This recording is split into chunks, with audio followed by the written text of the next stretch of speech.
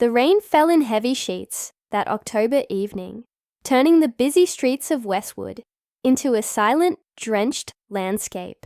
The few people still out hurried past with their umbrellas, eager to escape the storm. But Emma Hayes had nowhere to run.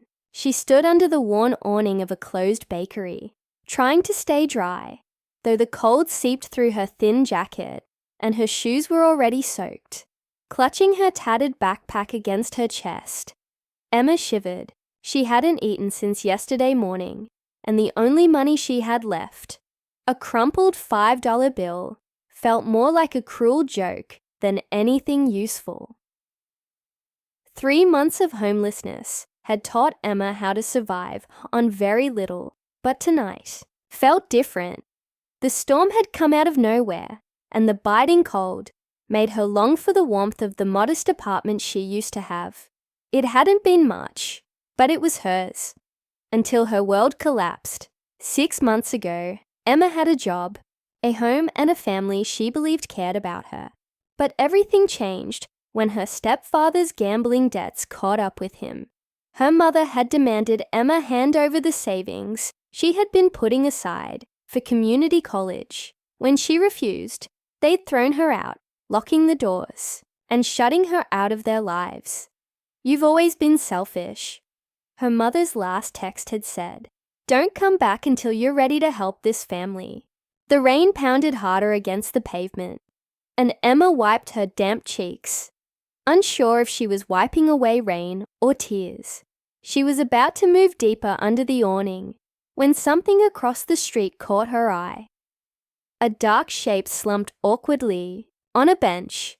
At first, she thought it was just another homeless person, someone like her, seeking shelter from the rain. But something about the stillness of the figure made her stop and look more closely. The way the person sat, unmoving, sent a shiver of concern through her. Her first instinct was to ignore it, to move on. Getting involved meant putting herself at risk, and Emma had learned that being too kind often left her vulnerable. But something in her gut told her she couldn't walk away this time. Against her better judgment, she stepped out into the rain and made her way across the slick street, her heart beating faster with each step. "Hello," she called out softly, unsure of what she'd find as she approached. "Are you okay?" The figure didn't move. Emma's pulse quickened. As she drew closer, she realized it wasn't another homeless person at all. It was a man in an expensive suit, soaked through, his head slumped to one side. His face was pale, alarmingly so, and a thin trickle of blood ran down from his temple. Panic surged through her. "Was he even alive, sir?" she said, her voice trembling as she reached out and gently shook his shoulder. He didn't respond, but she could feel a faint pulse beneath her fingers. He was alive, but just barely. His skin was cold and clammy, and his breathing was shallow. Emma's mind raced. She had to get help, but she didn't have a phone. Another casualty of her circumstances. She looked around desperately, but the street was empty, and all the nearby businesses were closed. In that moment, she made a decision. She couldn't carry him to the hospital, but she could run and get help. Carefully, she adjusted him on the bench so he wouldn't fall. Then, without thinking twice, she took off down the street, her feet splashing through puddles as she sprinted toward the hospital 8 blocks away. By the time she reached the emergency room, Emma was soaked to the skin and gasping for breath. She burst through the doors, drawing the attention of the nurse behind the reception desk. "There's a man," Emma panted, pointing back toward the street. "On a bench. He's unconscious. Head injury." Within minutes, an ambulance was dispatched. Emma watched, shivering, as they loaded the man onto a stretcher and rushed him inside. Police officers and hospital staff asked her a barrage of questions. Did she know him? Had she seen what happened? No, she didn't know him. No, She hadn't seen anything. She just found him like that. You may have saved his life, a doctor told her later, his voice calm but serious. He suffered a severe hypoglycemic attack, complicated by a concussion. If he'd been left out in the rain much longer, it might have been too late. The doctor's words hit her hard. She had done what she could, but it still felt like it wasn't enough. Before she could leave, a question escaped her lips, surprising even herself. "Can I see him?" she asked. The doctor hesitated for a moment, but then nodded. Room 204. He's stable but still unconscious. 5 minutes. Emma found herself standing at the foot of the man's hospital bed, unsure why she had asked to see him. Without the rain and darkness clouding her view, she could see him more clearly. Now, he was handsome, in his mid-30s, with strong features and dark hair. An expensive watch still sat on his wrist, untouched, meaning whoever had hurt him wasn't after his valuables. She was about to leave, unsure what she was even doing there, when a low voice stopped her. "You," he said, his eyes fluttering open, his voice weak but growing stronger. "You're the one who found me." Emma froze, her heart skipping a beat. She nodded slowly, not trusting herself to speak. "Thank you," the man murmured, his eyes locking onto hers. "I'm Daniel Thorne." The name didn't mean anything to her, but the way he looked at her sent a chill down her spine. Before she could respond, he spoke again, his voice filled with a quiet determination that made her uneasy. "You saved my life, Emma," he said, as if he knew her name without her saying a word. "And I don't forget people who help me." Emma swallowed hard, suddenly feeling the weight of the moment. She had no idea who this man was or what he was capable of. But something told her this encounter was only the beginning of something far bigger than she could have ever imagined. Little did she know, the man she had saved was a billionaire, and her life was about to change in ways she never could have predicted. Emma left the hospital that night with a strange mix of emotions. She felt a sense of relief that the man, Daniel Thorne, was going to be okay, but the way he had spoken to her, with such intensity, left her feeling unsettled. There was something about the way he'd looked at her, like he saw right through her, that stayed with her as she walked back into the cold night. The rain had slowed to a drizzle, but the streets were still slick, and she could hear the occasional splash of passing cars.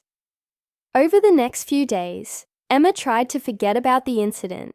She went about her life, doing what she could to survive.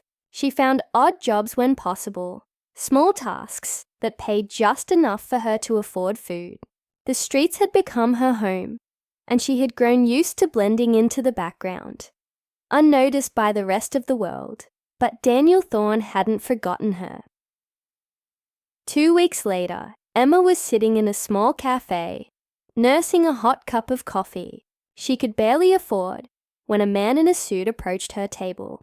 His presence was sharp, his clothes pristine. He didn't belong in a place like this. "Emma Hayes?" he asked, his voice polite but firm. Emma stiffened. How did he know her name? She nodded, unsure what to say. The man smiled, though it didn't quite reach his eyes. "Mr. Thorne would like to see you." Emma's heart skipped a beat. She hadn't expected to hear from Daniel again, much less like this. Why would he want to see her? The memory of their strange interaction at the hospital came rushing back. Reluctantly, she followed the man outside. A sleek black car waited by the curb, and before she knew it, she was being driven through the city to a part of town she rarely saw, where towering buildings and luxury apartments filled the skyline. The car pulled up to a glass skyscraper, and Emma felt a pit in her stomach as she was escorted inside. Everything about this place screamed wealth and power. She felt completely out of place in her second-hand clothes, and worn shoes.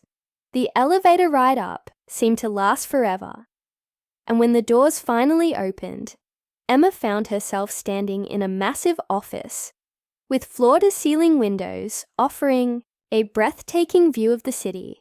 And there he was, Daniel Thorne, standing by the window, his back to her. He turned slowly as she entered, a small smile tugging at the corner of his lips. He looked much better now. His color returned, and the cut on his temple had healed into a faint scar. "Emma," he greeted her warmly, as if they were old friends. "I'm glad you came." She shifted uncomfortably, unsure what to say. "I didn't really have much of a choice," Daniel chuckled, a low sound that echoed in the large room. "I suppose not." He gestured for her to sit down. "Please, make yourself comfortable."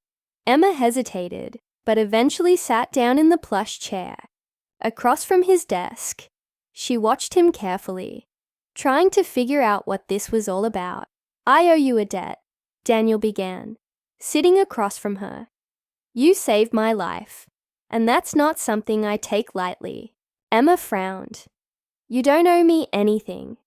I just did what anyone would have done." His eyes darkened slightly, as if he didn't agree with her. Not everyone would have stopped, and certainly not in the rain, in the middle of the night, when you had every reason to walk away.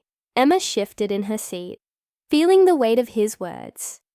"Why am I here, Daniel?" He leaned back in his chair, studying her for a moment before speaking. "I want to help you, Emma. I know about your situation, your family, your struggles. You don't have to live like this anymore." Her heart pounded in her chest. How did he know so much about her? "How do you know all of this?" "I have resources," he said simply, his tone matter of fact. "But I'm not offering charity.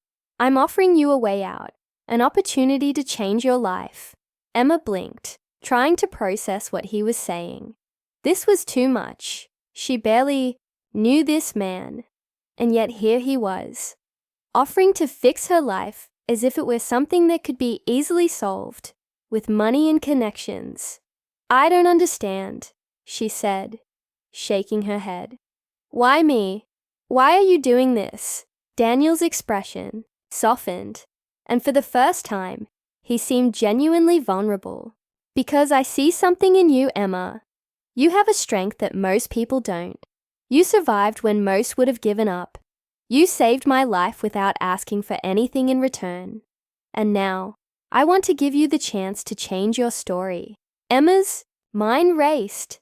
It was all too much, too fast. She had spent so long fighting just to survive, and now this man, this billionaire, was offering her a lifeline. But could she trust him? What did he really want from her? Before she could respond, Daniel continued, "I'm not asking for an answer right now. Take your time. Think about it. But know that this offer won't last forever." Emma stood up, feeling overwhelmed. "I need to think," she said quietly. Daniel nodded, his eyes never leaving hers. "Of course. Take all the time you need. But remember, Emma, sometimes opportunities like this only come once." As Emma left his office, her mind swirled with questions. Could this really be her way out? Or was there something more to Daniel Thorne than met the eye? She couldn't shake the feeling that accepting his offer would change her life in ways she couldn't yet imagine. But she also couldn't ignore the nagging doubt that told her nothing in life was free, not even the help of a billionaire. Back on the streets, the weight of her decision pressed down on her.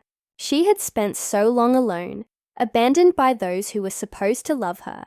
Was Daniel's offer too good to be true? Or was this her chance to finally take control of her destiny? As the rain began to fall again, Emma walked through the city, her mind filled with uncertainty. She knew one thing for sure. Her life was on the edge of something big, and whatever came next would change everything. As Emma walked through the wet streets, her mind raced with doubt and questions. The decision ahead of her felt monumental, something that would forever alter the course of her life. Could she trust Daniel Thorne? Was his offer truly genuine? Or was there something lurking beneath the surface? She had been alone for so long, surviving on her own with no one to lean on. The idea of accepting help, especially from a billionaire, felt both terrifying and strange. Over the next few days, Emma couldn't shake the thought of Daniel's words. Every time she tried to push it out of her mind, it came rushing back. His offer, his promise of a better life. And then there was that lingering question. Why her?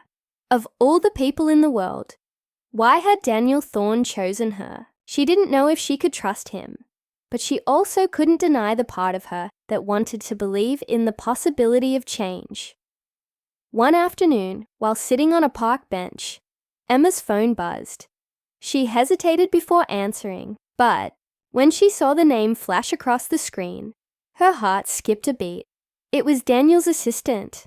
"Mr. Thorne would like to meet with you again," the voice on the other end said. Emma's chest tightened. She knew this was it. She had to face him, had to decide. When she arrived at Daniel's office again, the air felt thick with tension. This time, the atmosphere was different. As she stepped inside, Daniel was already waiting for her, standing by his desk. His expression unreadable. "Emma!" He greeted her softly, his tone less formal than before. "I wasn't sure if you'd come back." Emma took a deep breath, steeling herself. "I came because I need answers. I need to understand why you're doing this. Why me?" Daniel's gaze softened, and for a moment, there was something in his eyes. Something vulnerable, almost human. "Because I know what it feels like to be abandoned. To be left with nothing. To fend for yourself. I wasn't always a billionaire, Emma. I came from nothing." Emma's eyes widened in surprise. She hadn't expected this revelation. Daniel, the powerful man who seemed to have everything, had once been in her shoes. "I grew up poor," Daniel continued, his voice steady but filled with emotion. "My family turned their backs on me when I was just a boy. I had to fight for everything I have now. I know what it feels like to struggle, to feel like the world is against you." Emma stood frozen, listening to his story. She hadn't imagined that someone like Daniel could have a past like hers.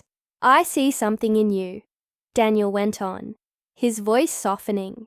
"The same strength, the same determination that got me through.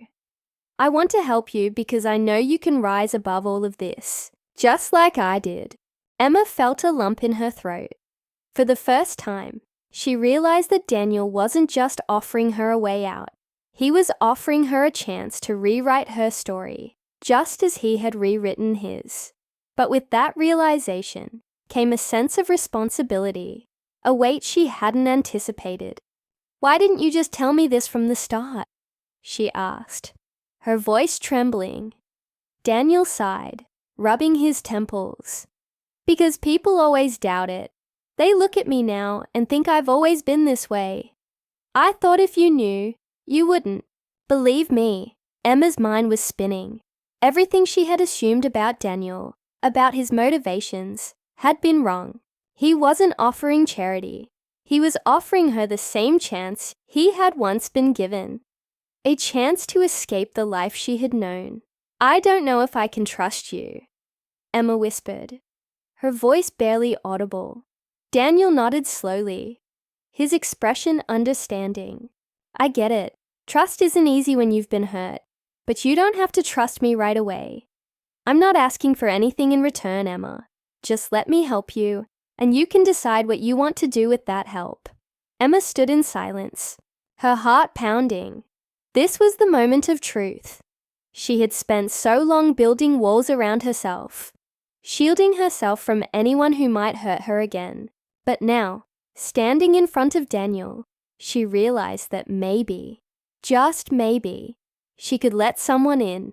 Maybe she didn't have to do everything alone anymore. With a deep breath, she nodded. Okay, she said, her voice steady. I'll give it a chance. Daniel smiled, and for the first time it felt genuine, almost relieved. You won't regret this, Emma. I promise. The next few weeks were a whirlwind. Daniel kept his word, helping Emma find a place to live, connecting her with opportunities that could change her life. Slowly but surely, Emma's world began to shift. She was no longer the girl living on the streets, struggling to survive. With Daniel's help, she started to see a future she had never imagined for herself. But as time passed, Emma realized that this wasn't just about Daniel helping her. It was about her learning to believe in herself again. She had spent so long thinking she wasn't worth anything, that she didn't deserve a better life. But Daniel's faith in her, his willingness to support her without expecting anything in return, showed her that she was capable of so much more than she had ever thought. One day, as she stood on the balcony of her new apartment, overlooking the city, Emma felt a sense of peace wash over her. The rain had cleared, and the sun was shining down on her, warming her skin. For the first time in years, she felt hope, real, tangible hope for the future. She had been abandoned, left to fend for herself. But now, standing here, she realized that she wasn't alone anymore. Daniel had given her the chance to change her life, but it was up to her to decide what to do with that opportunity. And as she looked out over the city, Emma knew one thing for sure. She was going to make the most of it. Her past didn't define her, and her future was hers to shape. With a smile, she whispered to herself, I can do this. And she knew deep down that she could.